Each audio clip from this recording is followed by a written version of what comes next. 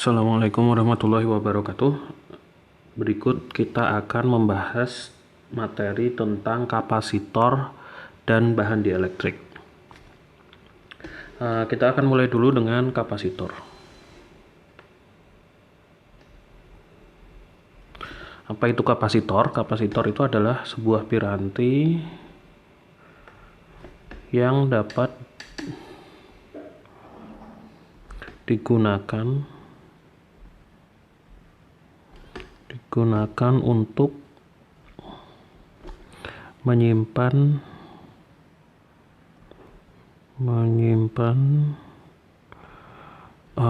muatan listrik, muatan dan energi listrik gitu ya.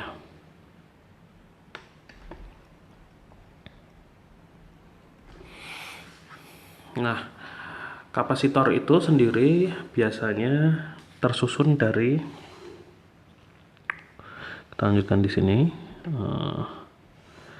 kapasitor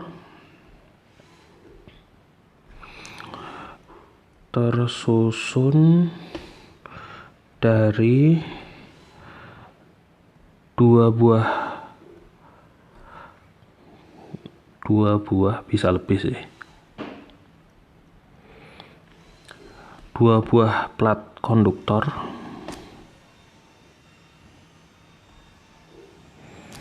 yang memiliki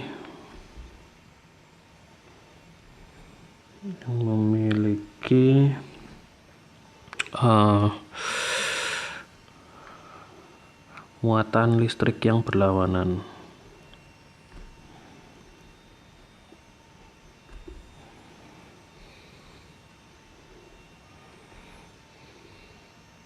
Oke. Nah, contoh paling sederhana dari kapasitor itu sendiri adalah kapasitor plat sejajar.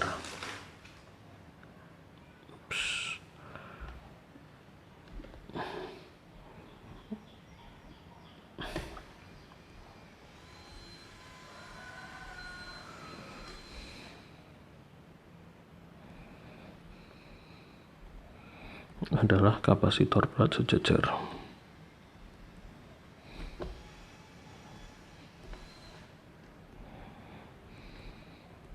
Oke.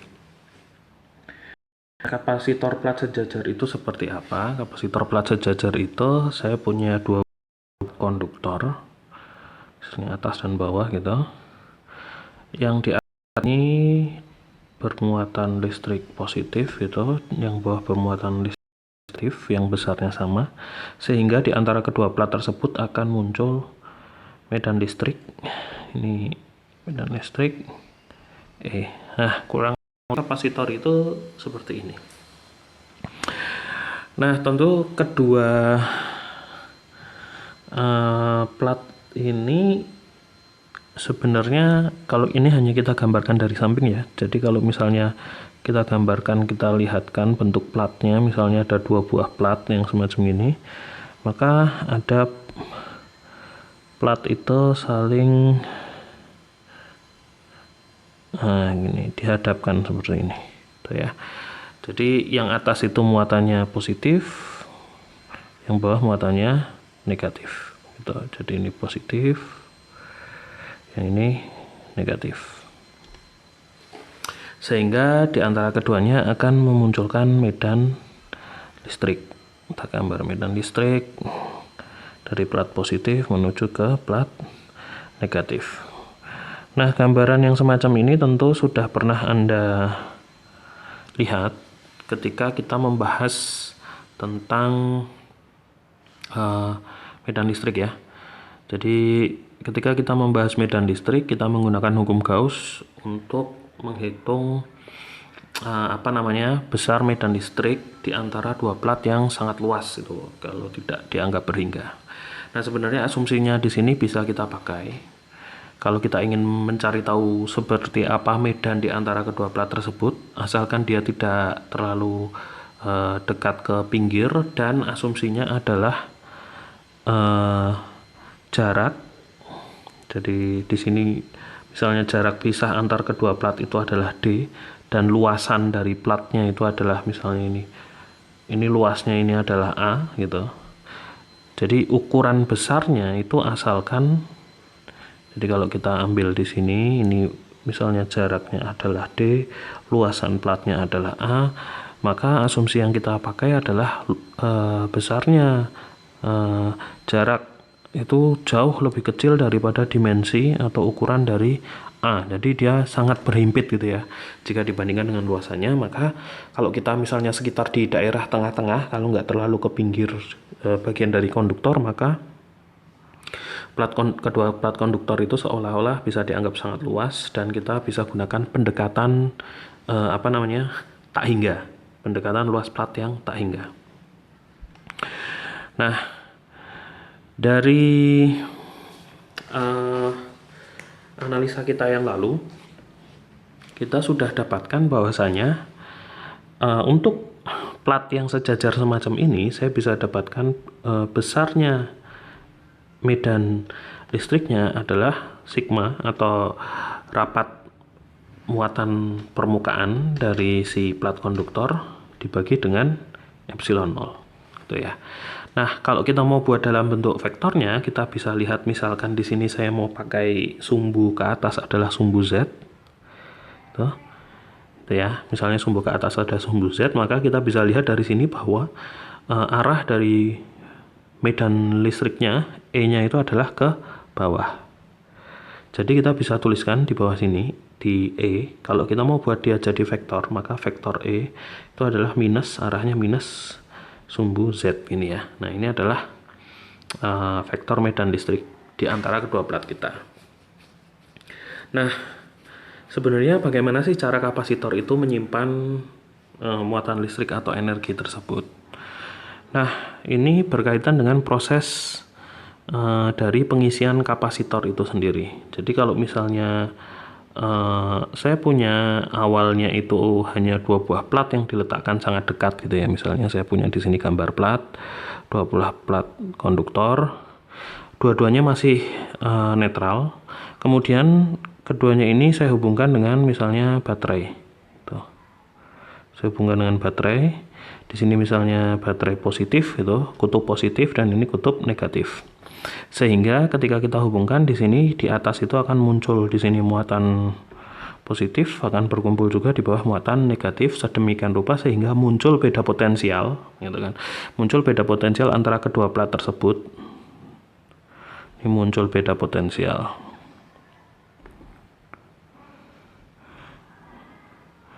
Potensial V gitu misalnya. Yang besarnya sama dengan potensial dari baterai.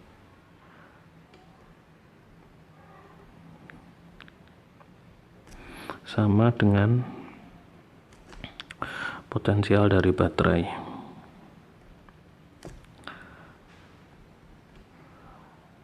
Nah, misalnya baterainya kan macam-macam, Anda bisa pakai baterai yang misalnya 6 volt atau 3 volt atau sebagainya itu. Nah, ketika ini kita pakai baterai itu, maka di sini akan muncul beda potensial dari baterai tadi yang besarnya sama, entah itu 6 volt kalau kita pakai 6 volt dan 3 volt kalau kita pakai baterai yang 3 volt. Nah, tentu saja mengatakan beda potensial sama saja dengan mengatakan bahwasanya di tengah-tengah itu akan muncul yang namanya medan listrik. Jadi di sini akan muncul medan listrik. Tentu ada hubungan antara medan listrik dengan beda potensial seperti yang sudah kita bahas sebelumnya. Jadi kalau misalnya saya punya saya mau hitung saya punya suatu medan listrik, maka saya bisa hitung beda potensial antara kedua titik yang dipengaruhi oleh medan listrik tersebut dengan rumusan minus integral E dot ds dari titik A sampai titik B gitu. Misalnya gitu. Nah, dari sini kita bisa lihat bahwasanya kalau kita punya E sama saja atau kita punya medan listrik sama saja, kita bisa menghitung beda potensial dari berbagai titik yang dilalui oleh medan listrik tersebut. Sekarang kalau misalnya kita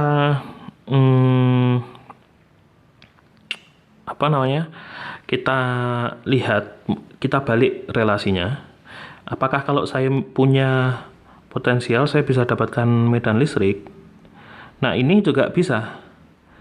Kalau ini kan kebalik ya. Jadi saya punya medan listrik dulu, terus saya bisa dapatkan potensial dengan cara diintegralkan tadi. Tapi kalau saya punya beda potensial antara dua titik duluan, kemudian saya dari situ ingin mencari medan listriknya, seperti apa caranya?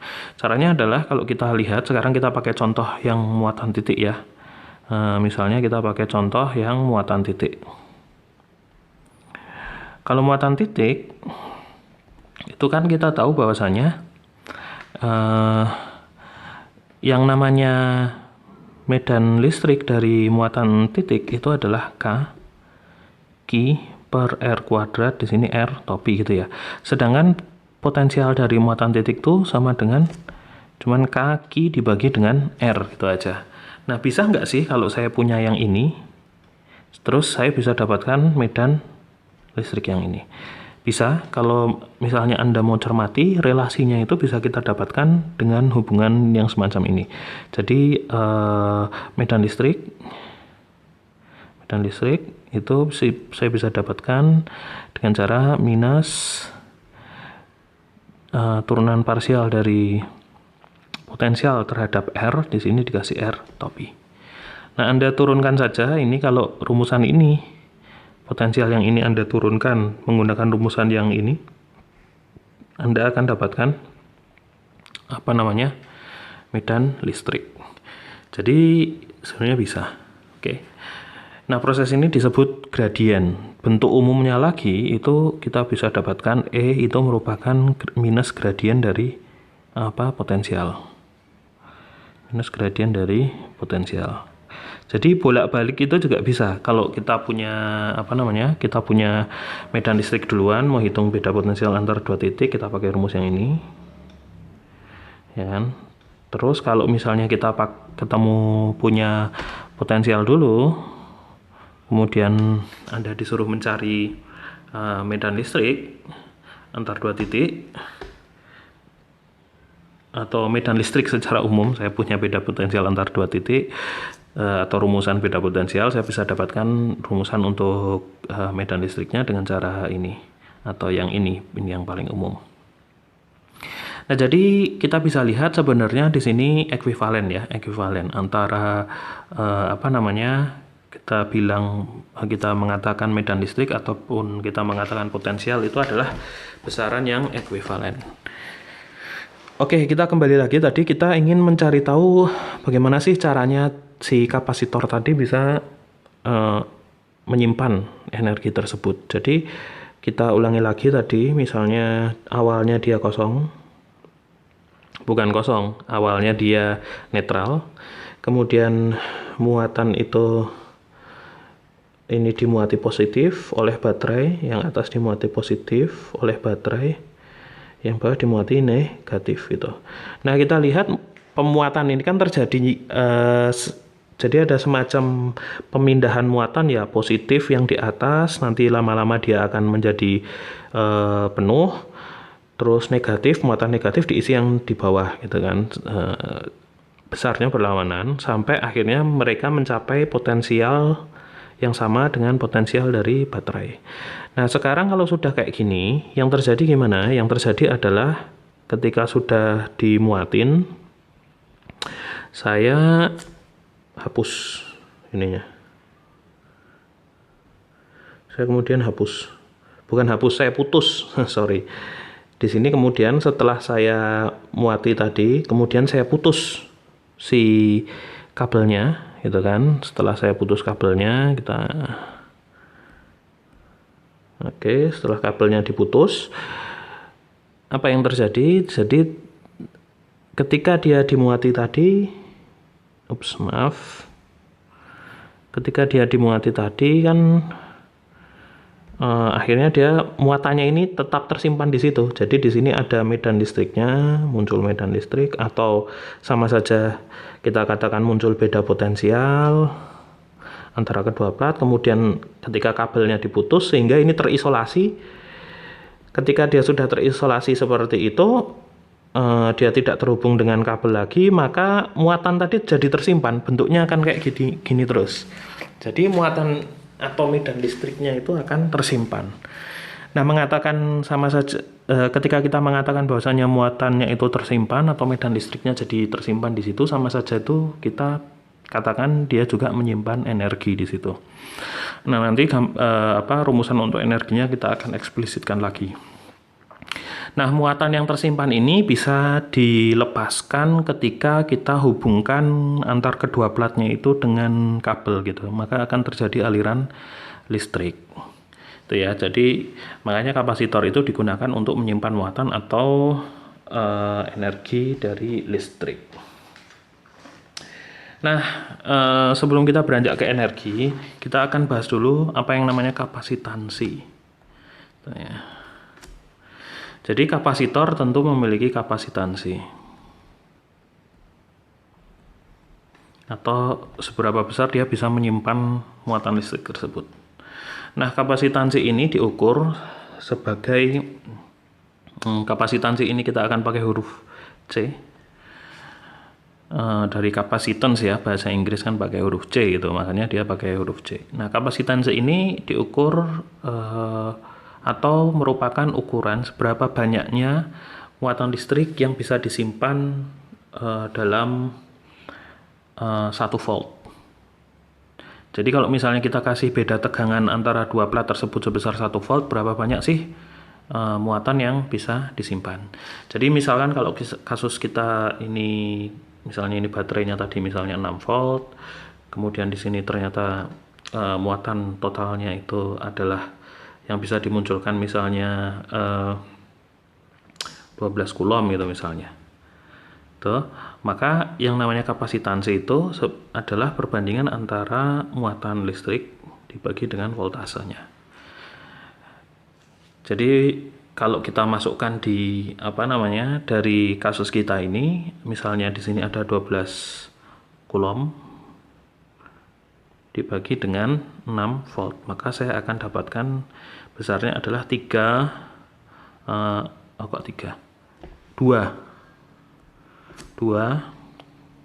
coulomb per volt gitu ya.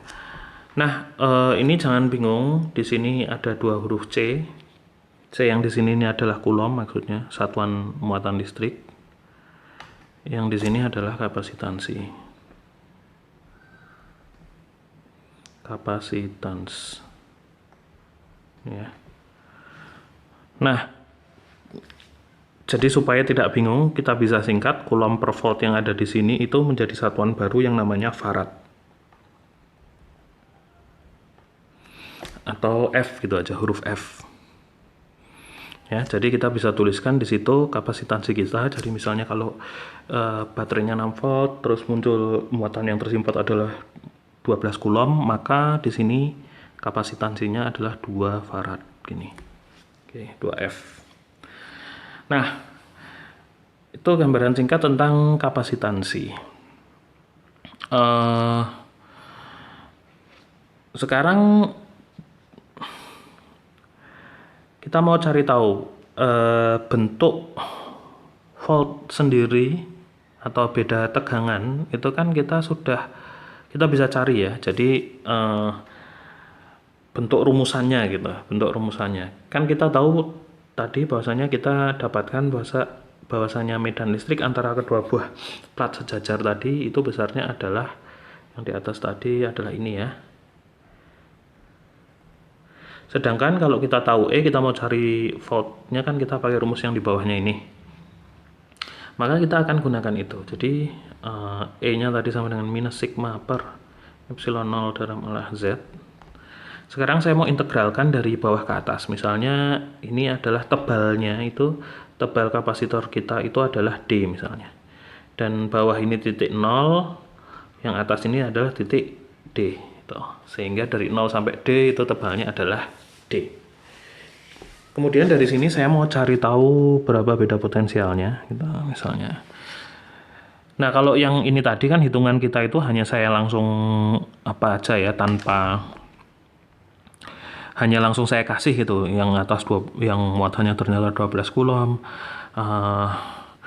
potensialnya adalah 6 volt, tapi nanti kita bisa lihat dari sini bahwasanya yang namanya kapasitansi itu adalah besaran yang bergantung dari ukuran dimensi dari kapasitor itu sendiri. Semakin besar kapasitornya, maka akan semakin banyak muatan yang bisa tersimpan. Dia sebanding lurus dengan luasan kapasitor. Oke, sekarang kita lihat di sini, saya mau hitung beda potensialnya. Maka beda potensialnya sama dengan minus integral dari 0 sampai D dari min sigma per epsilon 0 Z topi didotkan dengan ds kan, E dot ds kan gitu ya. ds-nya itu saya ke atas ya. Tadi kan kita pilih sumbunya ke atas itu adalah sumbu Z gitu ya. Maka di sini saya punya di sini adalah dz dalam arah Z topi. Nah, Z topi dot Z topi itu sama dengan 1, sisanya sehingga di sini minus sama minus itu akan menghilang jadi angka 1 gitu ya. Minus sama yang minus ini jadi angka 1, sehingga saya akan punya di sini integralnya adalah sigma per epsilon 0 integral dz dari 0 sampai D. Atau kita bisa tuliskan di sini sama dengan sigma D per epsilon 0. Jadi beda potensial antar kedua plat kita itu besarnya adalah sigma D per epsilon 0. Nah, sekarang sigma itu bisa dituliskan sebagai apa? Jadi kita tahu gambaran dari atas tadi, ini adalah dari samping kapasitor plat sejajar kita ini, kan ini ya, ini kapasitor plat sejajar kita, ini luasnya sebesar A. Nah, kalau kita sudah punya kapasitor yang luasnya sama dengan A, ini A, ini yang bawahnya ini ya. Tuh. Nah, sekarang sigma itu apa sih? Sigma itu kan rapat permukaan ya. Rapat muatan permukaan. Sigma itu rapat muatan permukaan yang besarnya adalah Q dari permukaan dibagi dengan luasnya. Luas permukaan tersebut ya. Jadi sigma itu adalah Q dibagi A. Tuh ya. Jadi kita bisa lihat, kita masukkan ke bawah di sini, sigma ini kita bisa tuliskan sebagai Q kali D dibagi A epsilon 0 gitu. Nah, inilah yang akan kita masukkan ke dalam rumusan untuk kapasitansi. Jadi rumusan untuk kapasitansi ini akan saya box gitu ya. Penting. Saya kasih warna yang agak mencolok. Jadi ini penting gitu. Ini adalah definisi dari kapasitansi tadi. Sehingga kalau saya masukkan ke rumusan untuk kapasitansi, ya kan dari sini, maka saya punya C itu sama dengan Q dibagi dengan voltase kan. Voltasenya itu adalah Q ini ya ini voltasenya Q kali D terus atasnya di sini A epsilon 0. Nah, kita bisa lihat di sini Q-nya dicoret sehingga kapasitansi untuk keping sejajar untuk kapasitor plat sejajar itu sama dengan C-nya sama dengan A epsilon 0 per D. Nah, ini penting hasil kita. Nah, dari sini bisa dilihat bahwasanya kapasitansi dari keping plat sejajar itu adalah berbanding lurus dengan luasan dari kapasitornya, plat kapasitornya, dan berbanding terbalik dengan jarak di antara kedua kapasitornya. Jadi kalau jaraknya semakin besar, jarak antar dua plat yang semakin besar, maka kapasitansinya akan semakin kecil gitu. Tapi kalau dia semakin sempit atau berdempet gitu ya, maka kapasitansinya akan semakin besar. Tuh. Nah, jadi kehapus. Nah, jadi kita bisa dilihat di sini salah satu cara untuk meningkatkan kapasitansi suatu kapasitor yang tengahnya tadi kosong, nggak ada apa-apanya. Jadi di tengah kapasitor ini kita jangan pakai ini. Jadi kita asumsikan di tengah-tengah kapasitor itu nggak ada apa-apanya gitu ya. Jadi di tengah-tengah ini kosong. Kita asumsikan tengah-tengah kapasitornya itu adalah kosong. Tapi kalau misalnya nanti kita akan memakai bahan dielektrik, tengahnya bisa diisi dengan bahan dielektrik, itu akan bisa menambah kapasitansi dari kapasitor tanpa harus mengubah dimensinya. Jadi kalau dia kosong gitu kan, kalau kita ingin menambah kapasitansinya, otomatis A ini harus diperbesar. Gitu ya. A ini harus diperbesar dan D ini diperkecil. Tapi bisa nggak sih kita tambahkan besar kapasitansi dari kapasitornya tanpa harus mengubah dimensi fisiknya? Dan jawabannya bisa dengan cara menyisipkan sesuatu bahan yang dinamakan dengan bahan dielektrik di antara kedua plat tersebut. Nah, berikutnya kita akan bahas hal tersebut. Kita akan bahas bahan dielektrik sekarang. Salah. Oke, kita ganti dulu penanya.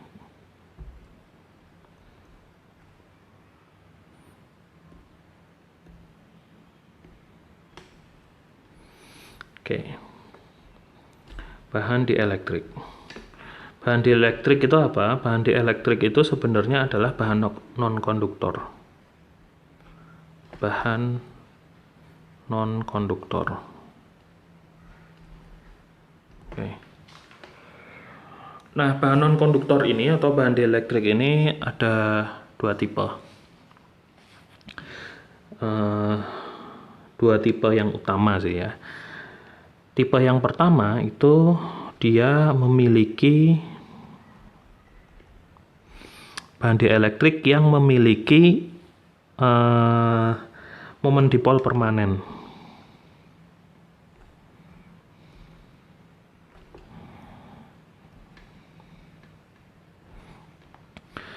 Kemudian yang kedua itu ya tidak memiliki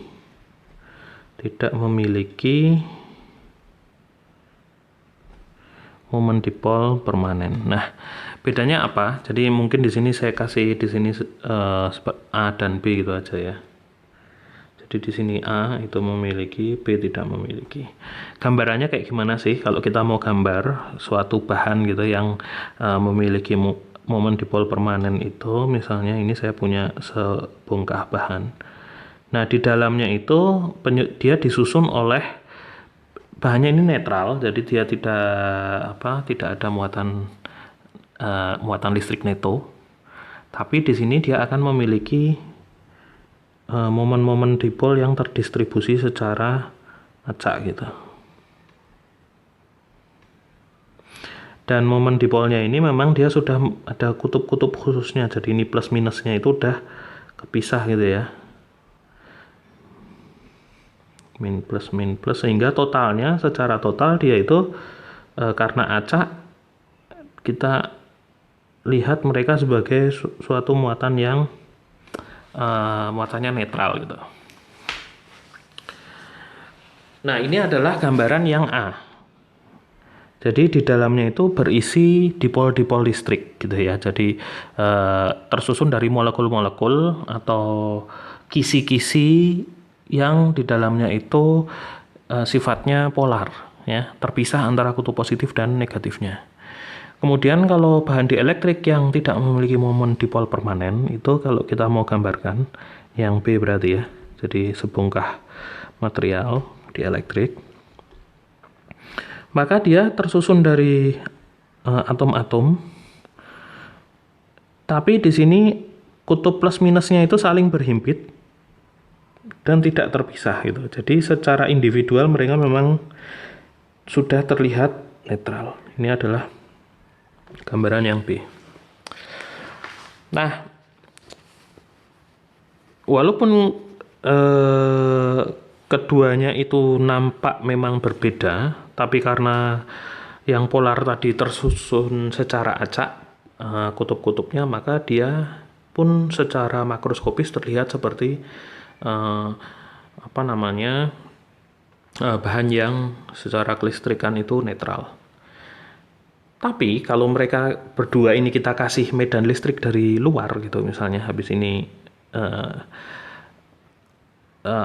kita beri medan listrik dari luar gitu, misalnya medan listrik eksternal, misalnya saya beri medan listrik ke sana, ke arah kanan, efek keduanya ternyata sama.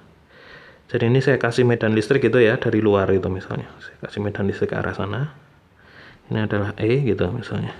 Ternyata efeknya itu ketika saya beri medan listrik dari luar, itu yang di sini momen-momen dipol yang acak tadi akan terarahkan menjadi satu arah yang sama, ya kan?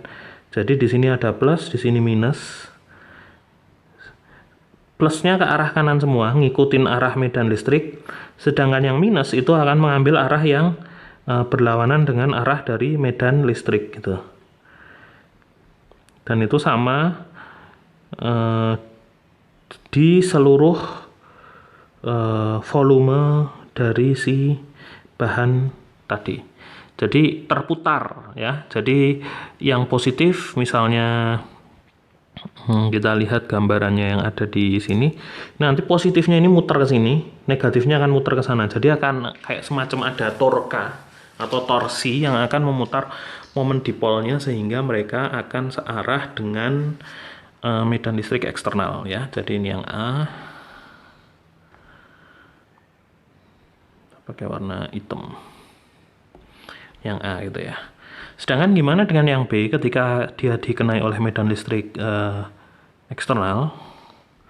Maka dia bentuknya yang tadinya itu berhimpitan antara positif dan negatifnya, maka dari sini positif dan negatifnya akan mulai berpisah gitu. Karena yang positif tadi ngikut ke arah si medan eksternal, sedangkan negatifnya akan berlawanan. Jadi secara total efeknya itu akan sama persis gitu ya. Cuman kita katakan yang di sini adalah yang di sini nih, yang B untuk kasus B ini minus plus, ini di sini juga minus plus. Ini B ini adalah kasus di mana dia terinduksi atau momen dipol terinduksi. Momen dipolnya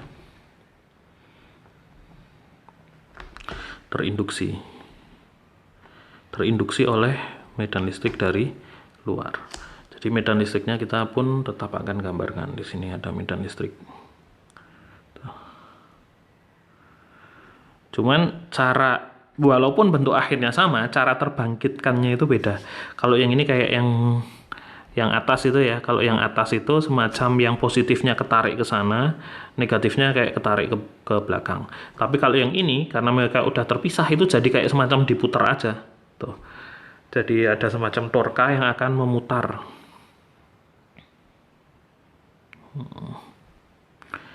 Ups, maaf. Nih. Kita hapus. Tadi kayaknya ada yang kehapus ya. Oke. Nah, jadi kayak gini. Nah, keduanya menghasilkan efek yang sama. Jadi ini adalah dan dua-duanya ini bahan dielektrik. Nah, sekarang kita mau lihat nih, gimana bahan dielektrik ini akan meningkatkan meningkatkan kapasitansi dari suatu kapasitor. Nah, ketika kedua buah bahan ini, baik yang memang sejak awal punya momen dipol permanen ataupun yang hanya terinduksi, itu akan menghasilkan efek yang sama. Dan kita lihat di sini ternyata di bagian dalam, karena di sini akhirnya secara neto itu muatan permukaan di sini itu adalah positif gitu kan. Sedangkan di sini itu adalah muncul permukaan yang muatannya negatif, sama juga di sini ini positif. Ini juga negatif yang di sebelah kirinya. Maka di dalam akan muncul medan listrik yang arahnya berlawanan dengan medan listrik yang eksternal gitu. Ini adalah E yang di dalam. Yang di dalam.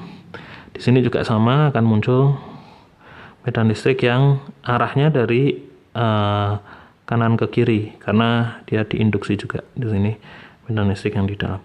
Sehingga efeknya yang di dalam tuh gimana? medan listriknya itu akan lebih kecil daripada medan listrik eksternal ya. Medan listriknya jumlahnya akan terkurangi, sehingga efek netonya kedua-duanya mungkin sama. Efek netonya akan kita gambarkan di sini. Efek netonya adalah misalkan di sini itu dikasih medan medan listrik dari luar itu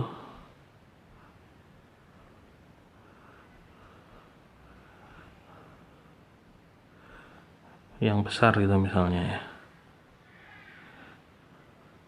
Saya gambarkan dengan cara menggambarkan garis-garis medan listrik yang rapat.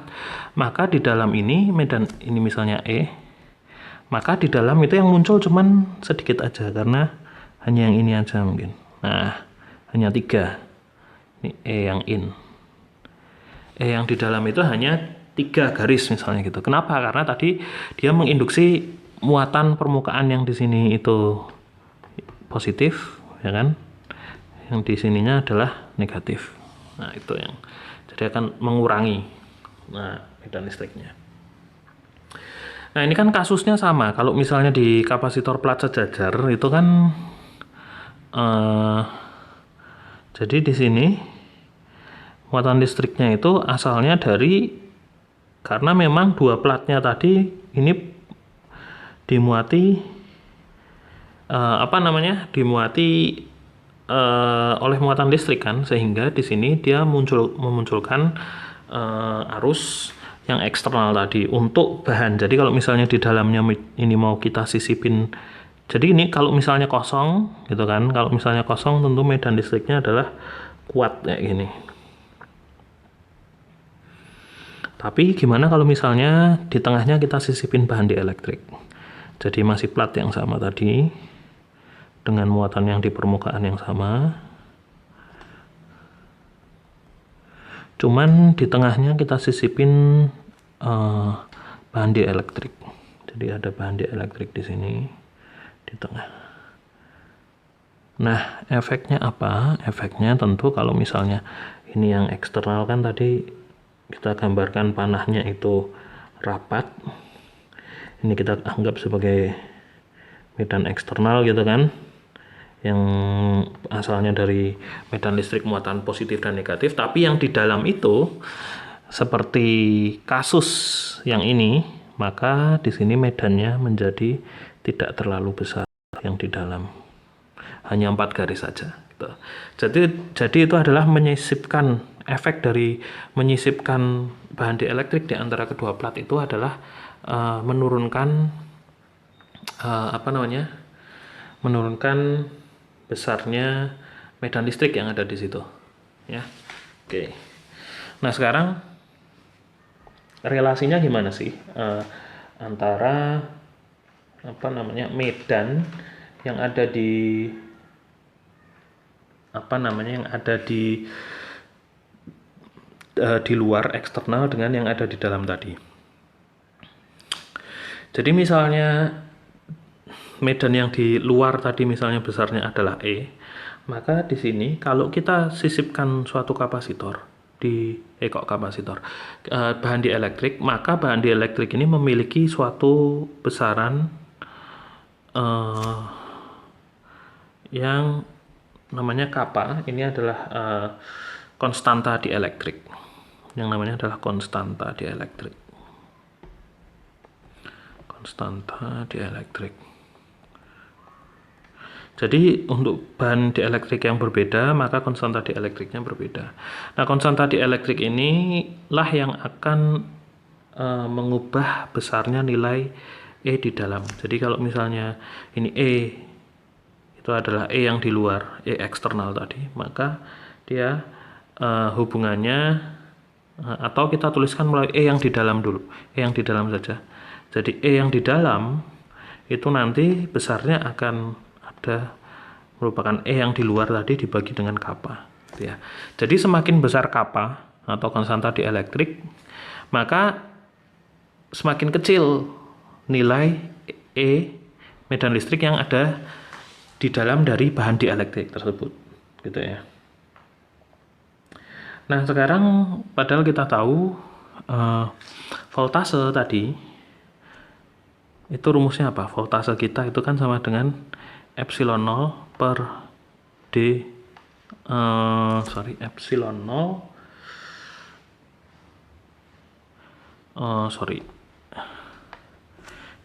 medan listrik tadi rumusannya ya. Medan listrik itu sama dengan sigma per epsilon 0 gitu ya. Sedangkan voltase di kapasitor plat sejajar antar dua plat itu adalah sigma D per epsilon 0 kan gitu ya.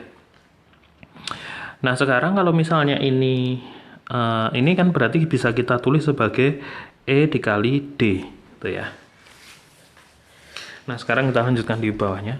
Maka kalau misalnya potensial awal itu besarnya adalah E dikali D, sedangkan sekarang kita sisipin dengan dielektrik sehingga E-nya itu berubah menjadi E in. Gitu kan? Kita nggak usah besarnya aja, E-nya itu berubah menjadi E in. Dan E in ini besarnya adalah E per kappa gitu. Maka kita bisa tuliskan di sini yang tadinya voltasenya itu akan berubah menjadi voltase aksen gitu misalnya, yang disisipi dielektrik besarnya adalah ED dibagi dengan kappa. Jadi potensialnya juga akan berkurang dengan faktor seperkappa, sama dengan besar dari medan listriknya. Efeknya kepada kapasitor plat sejajar apa? Efeknya adalah kita tahu bahwasanya kapasitansi tadi itu, rumusnya kapasitansi itu adalah Q dibagi voltase kan gitu ya.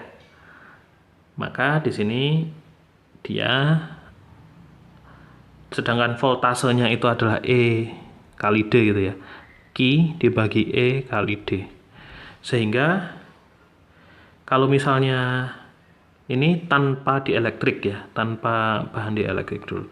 Setelah kita susupi bahan dielektrik, maka C-nya akan berubah menjadi Q, E-nya voltasenya berubah menjadi E D per kappa kan gitu ya.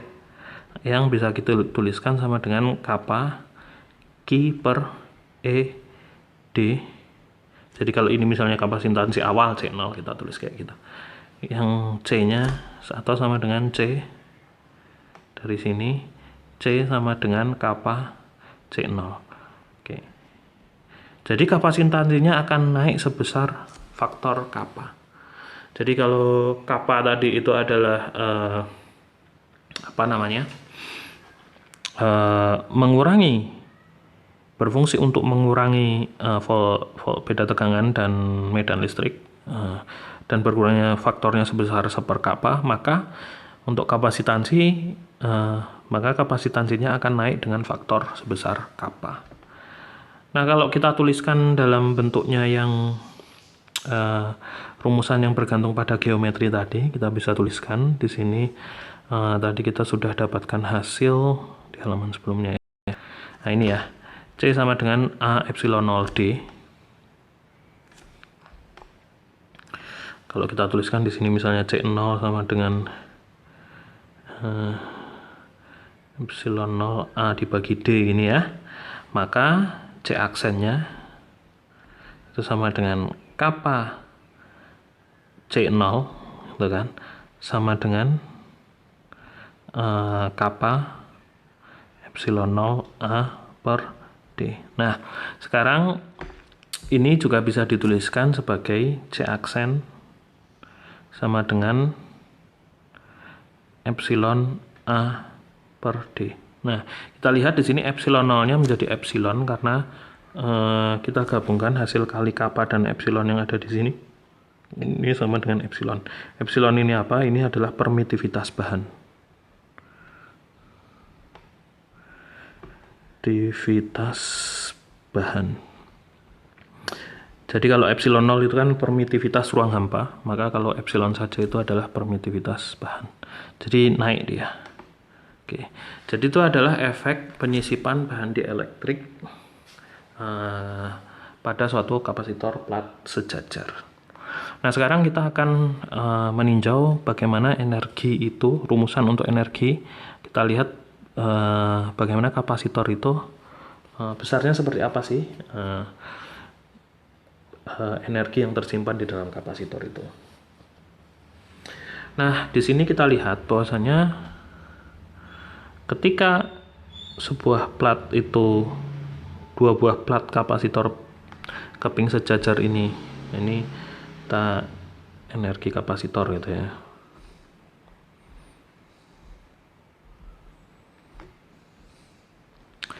Jadi ketika dua buah plat tadi akan kita muatin, kita pindah dulu agak ke bawah.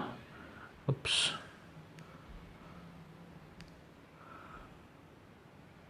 Udah. Jadi ketika dua belah plat tadi kita muatin itu kan kita muatin menggunakan baterai ini ya. Sehingga baterai ini tadi nyambung ke sini positif negatif kan gitu ya, positif negatif, sehingga di situ beda potensial yang ada di baterai itu kan memang konstan ya. Jadi ini adalah kerja yang dilakukan baterai untuk memuatin dua buah plat tadi. Yang berubah di sini adalah muatannya. Muatan terus-menerus secara perlahan ditambahkan ke kedua buah plat tersebut sampai mencapai potensial yang diinginkan. Jadi kalau misalnya kita ingin menghitung kerja yang sama aja juga energi yang dibutuhkan supaya kapasitor tadi termuati, jadi kita bisa tuliskan yang namanya energi potensial dari yang sudah kita bahas kemarin itu kan bentuknya adalah Q1 Q2 per R gitu ya. Nah, kalau kita lihat suku yang di sini ini, misalnya Q1 itu sumbernya, ini kan suku potensial ya. Kalau potensial itu kan sama dengan Q per R gitu ya. Sehingga U ini kita bisa tuliskan juga sebagai Q kali potensial. Nah, di sini kita bisa lihat pemuatannya itu adalah pemuatan di mana Q-nya itu ditambah satu persatu. Jadi perubahannya itu adalah perubahan dalam Q. Sehingga kalau kita cek perubahan energi yang disimpan oleh kapasitor itu, kita lihat dia dituliskan dalam perubahan muatannya. Ya. Semakin besar muatan yang disimpan di kapasitornya itu, semakin ini kan memuati si kapasitor tadi, maka semakin besar energi yang tersimpan. Padahal untuk beda potensial di kapasitor kita, itu kan tadi dituliskan sebagai kalau definisi kapasitansi itu sama dengan apa namanya? Q per V. Kan gitu. Berarti dari sini saya bisa tuliskan beda potensial itu sama dengan Q per C gitu. Dan ini kita bisa substitusikan ke dalam ke sini ya. Sehingga saya punya dia sama dengan besarnya adalah Q dQ per C. Ya. Nah, dari sini kita bisa integralkan. Jadi misalnya DU-nya tadi kita mau cari tahu energi total yang tersimpan, itu sama saja integrasi dari pertama muatannya masih 0 sampai muatan total Q dari Q dQ per C. Yang ini sama dengan nilainya adalah setengah Q kuadrat dibagi dengan C ya. Jadi ini adalah rumusan untuk energi yang tersimpan di dalam kapasitor. Tuh. Nah, rumusan untuk energi ini tentu bisa kita ubah-ubah bentuknya, nggak cuman ini, karena kita punya relasi apa tadi, relasinya adalah kapasitansi sama dengan Q dibagi dengan voltase. Jadi kita bisa ubah-ubah, misalnya Q-nya mau saya ubah. Jadi kalau Q-nya mau diubah itu kan berarti Q sama dengan C dikali voltase. Maka saya punya U juga bisa sama dengan setengah dikali C kuadrat V kuadrat dibagi C. Coret sama dengan setengah C V kuadrat. Nah, ini juga bisa, rumusan energi yang semacam ini juga bisa. Atau yang kita mau ubah yang C-nya ya. C yang di bawah itu mau ubah jadi U sama dengan setengah Q kuadrat bagian atasnya tetap, tapi C yang di bawah itu sama dengan sama dengan di sini Q per V. Misalnya di sini Q, terus di sini kali V kan gitu. Ini coret tinggal 1 sama dengan setengah Q kali V. Itu ya. Nah, ini adalah gambaran bagaimana kita menghitung berapa besar energi yang tersimpan di dalam suatu kapasitor. Jadi bisa pakai 3 rumus. Bisa ini nomor 1. Yang nomor 2-nya adalah setengah CV kuadrat. Nomor 2. Bisa juga pakai rumus ini. Yang nomor 3-nya adalah U sama dengan setengah Q kali V. Ini adalah yang nomor 3. Nah, 3 rumus ini bisa digunakan yang manapun tergantung kasus yang sedang dihadapi. Mungkin sekian saja yang bisa saya sampaikan untuk kapasitor dan bahan dieelektrik. Kurang lebihnya mohon maaf. Wassalamualaikum warahmatullahi wabarakatuh.